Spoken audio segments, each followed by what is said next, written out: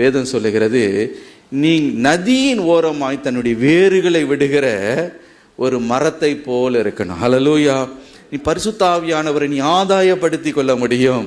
அவர் உனக்காக கொடுக்கப்பட்ட அருளப்பட்ட அந்த ஆவியானவர் மூலமாய் நீ ஆசீர்வதிக்கப்பட முடியும், நீ மேன்மை அடைய முடியும். ஹல்லேலூயா. ஆகவே எனக்கு பிரியம், அவரிடத்திலிருந்து வல்லமை, ஆலோசனை எல்லாம் நமக்குள்ளே பாய்ந்து கொண்டே இருக்கிறது.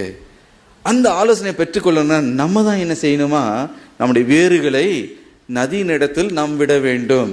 நம்ம என்ன பண்ணுகிறோம், தண்ணீர் கொள்ளாத உடைந்த தொட்டிகளை தெரிந்து கொண்டார்கள் என்று கர்த்தர் புலம்பினார். மனுஷர் மேல, மற்றவங்களுடைய காரியங்கள், அந்த ஆலோசனையை தேடுகிற அந்த இடத்துல போவோம். அந்த நதியில போய் நீங்க கனெக்ட் ஆயிட்டீங்கன்னா அங்கு இருந்து நமக்கு எல்லா சத்துவமும் வல்லமையும் எல்லாவற்றையும் தேவன் நமக்கு கிருபையாய் அருளி செய்வார். ஹல்லேலூயா.